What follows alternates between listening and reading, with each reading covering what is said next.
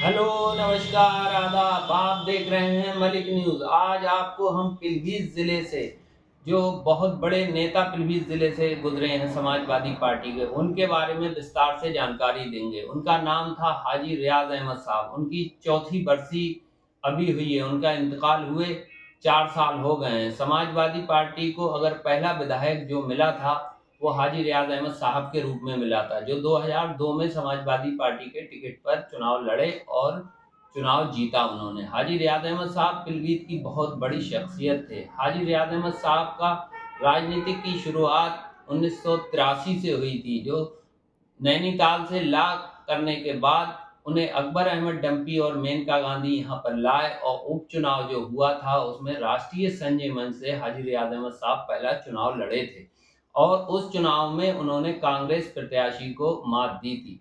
उसके बाद 1989 में जो चुनाव हुआ, उन्हें टिकट जनता दल से नहीं मिला था, तो वो जो निर्दलीय चुनाव लड़े और निर्दलीय चुनाव जीत गए।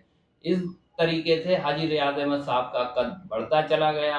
लेकिन 89 के बाद जितने भी चुनाव उन्होंने लड़े 2002 तक, उनमें उन्हें हार का सामना करना पड़ा। इस बार उन्होंने बसपा से भी एक बार लोकसभा का चुनाव लड़ा, उसमें भी हार का सामना करना पड़ा था, और जनता दल से भी वो चुनाव लोकसभा का लड़े थे, उसमें भी हार का सामना करना पड़ा था। 2002 में वो पहली बार समाजवादी पार्टी के टिकट पर चुनाव लड़े और विधायक बने।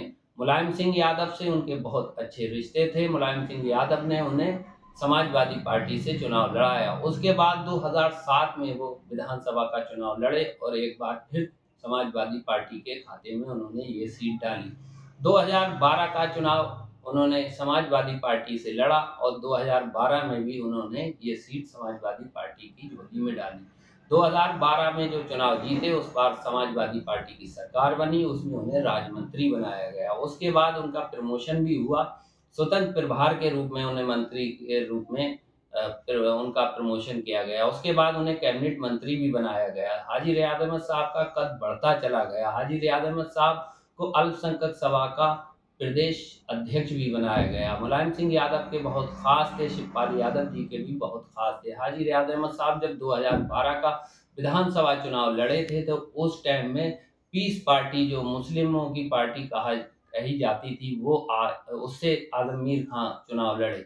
उसमें आजम मीर खां ने 32,000 वोट लिए थे, लेकिन हाजी रियाज अहमद साहब का कद इतना बढ़ चुका था, हिंदू समाज में उनकी पकड़ बहुत मजबूत हो गई थी। हिंदू समाज में लगभग 30 से 35,000 उन्हें वोट देकर उस बार 2012 में विधानसभा में पहुंचाया था। मुस्लिमों का 32,000 वोट कटने के बाद भी उन्होंने ये सीट जीती थी।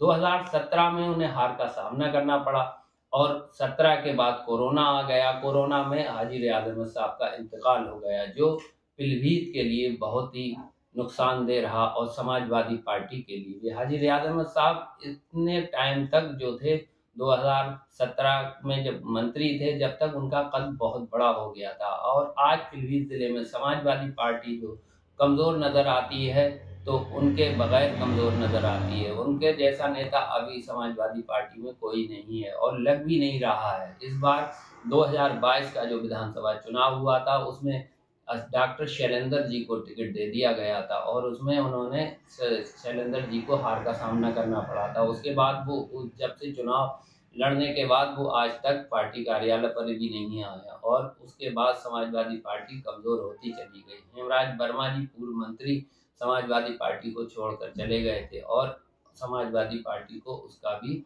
नुकसान उठाना पड़ा। इस टाइम अगर देखा जाए तो समाजवादी पार्टी में कोई बड़े नेता की ज़रूरत है, जो समाजवादी पार्टी को आगे बढ़ाए। समाजवादी पार्टी में हाजी रियाज अहमद साहब ने बहुत मेहनत से काम किया और बहुत आगे बढ़ाया। पीलीभीत ज़िले को इतने बड़े नेता जो मिला समाजवादी पार्टी से, वो अब इस स्थान को भरना बहुत ही कर्रा नज़र आ रहा है। हाजी रियाज अहमद साहब को लोग क्षेत्र के आज याद करते हैं, चाहे वो हिंदू समाज हो, चाहे मुसलमान समाज हो। हाजी रियाज अहमद साहब को सब लोग याद करते हैं।